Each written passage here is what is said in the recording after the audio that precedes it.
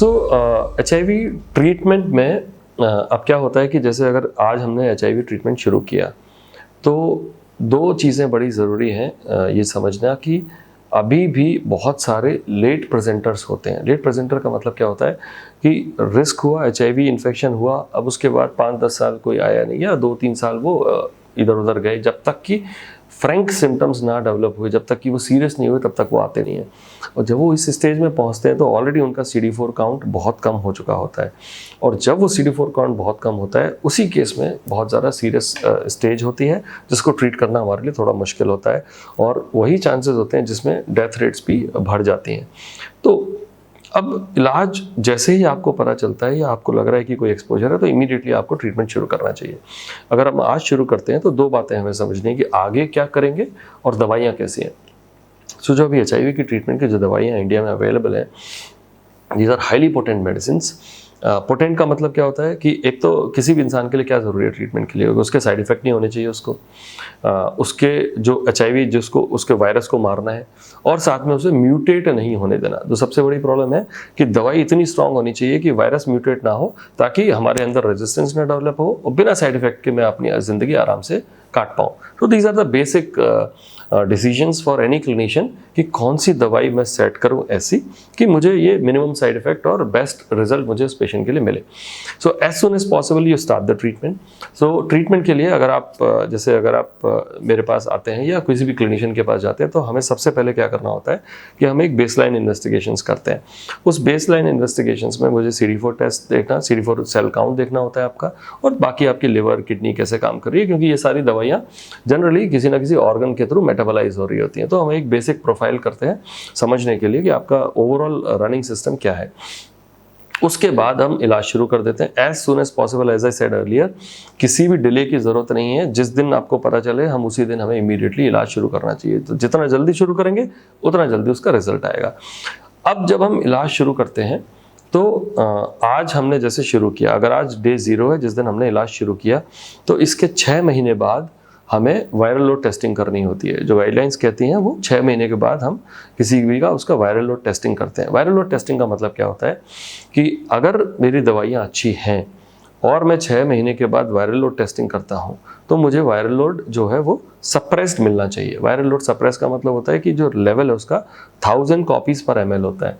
सो अगर वो 1000 कॉपीज़ पर ml से नीचे है 6 महीने में तो वो उसे सप्रेस वायरल लोड बोलते हैं, meaning your drugs are working perfectly all right. तो 6 महीने पे इलाज शुरू करने के 6 महीने के बाद मुझे वायरल लोड टेस्टिंग कर रही है, उसके फिर 6 महीने बाद एक बार और वायरल लोड टेस्टिंग कर रही है, और इसके बाद हर साल में एक बार बस वायरल लोड टेस्टिंग करनी है लगातार जब तक दवाई चलेगी। वायरल लोड टेस्टिंग का क्या फ़ायदा होता है कि जब हम वायरल लोड टेस्टिंग करते हैं तो उससे हमें ये पता चलता है कि दवाई काम कर रही है नहीं कर रही है। दूसरा, अगर वायरल लोड टेस्टिंग में हमें जो रिज़ल्ट है वो टारगेट नॉट डिटेक्टेड आया, मतलब वो इतना कम है कि वो हमारे को रिज़ल्ट में नहीं पता चल रहा, सो आप ये समझ सकते हैं कि अगर आपका viral load target not detected है तो आपको वो इन्फेक्शंस एक तरह से समझिए कि हुआ ही नहीं है। So your body is almost free of virus और आप बिल्कुल हेल्दी लाइफ जी सकते हैं for a very long time. अभी वो पहले होता था कि HIV को एक डेथ सेंटेंस की तरह समझा जाता था, अभी वो ख़त्म हो गया सर। अभी अगर किसी का वायरल लोड अनडिटेक्टेबल है और टारगेट नॉट डिटेक्टेड है, so you will live a normal life जैसे एक आपको कभी HIV हुआ ही नहीं था, and that is very important to understand.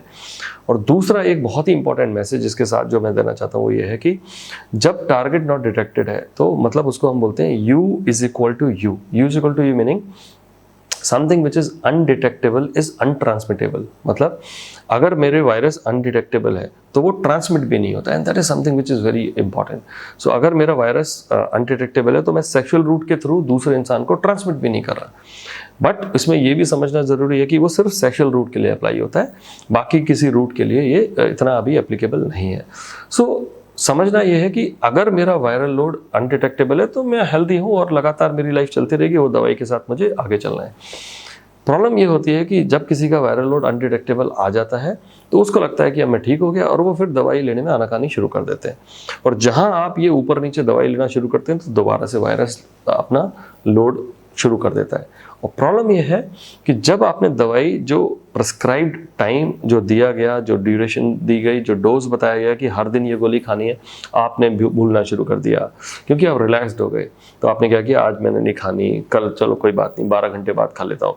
तो बीच बीच में ये जो मिसिंग डोज होती हैं उसकी वजह से HIV का जो वायरस होता है वो स्ट्रांग होने लग जाता है वापस, और वो म्यूटेट होने लग जाता है, और जो एग्जिस्टिंग दवाइयाँ हैं वो फिर काम करना बंद कर देती हैं। और जब ऐसा होता है तो उसके बाद प्रॉब्लम शुरू होती है। So this is very important. I think through this channel what I want to request everybody is, जो प्रिस्क्राइब डोज है प्लीज़ उसको फॉलो कीजिए। अगर नहीं करेंगे तो आने वाले जो इसकी सेकंड लाइन होती है, अगर ये दवाई काम नहीं कर रही जो हमें सेकंड लाइन देनी है, उसमें बहुत सारे साइड इफ़ेक्ट्स होते हैं, साइड इफ़ेक्ट होंगे और अननेसेसरी कॉम्प्लिकेशंस होंगी। सो इट्स बेटर कि दवाई खाओ, वायरल लोड टाइम से कराइए। अच्छा, दूसरा एक और इम्पॉर्टेंट वाला वायरल लोड के साथ अच्छा क्या होता है कि viral load is the first indicator to tell you whether your drugs are working or not.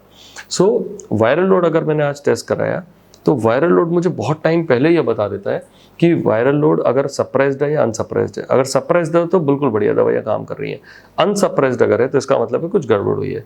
अनसप्रेस्ड viral load is the first indicator.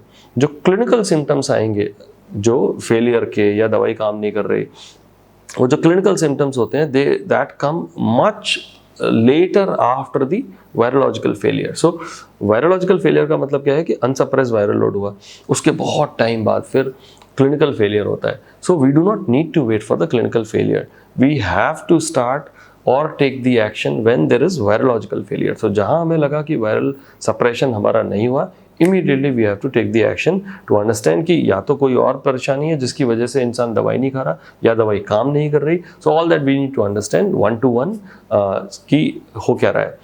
अब अगर हम ड्यूरेशन की ट्रीटमेंट की बात करें तो अभी के लिए तो HIV का क्योर नहीं है और HIV लगातार लेना है। सो HIV का ट्रीटमेंट हमें लगातार हमेशा ज़िंदगी भर लेना है। This is something which is right now because HIV is not curable. But अच्छी बात यह है कि HIV can be completely controlled, जो मैंने अभी आपको बताया कि अगर वायरल लोड सप्रेस्ड है तो आप you're absolutely healthy and you can live your life as a normal person.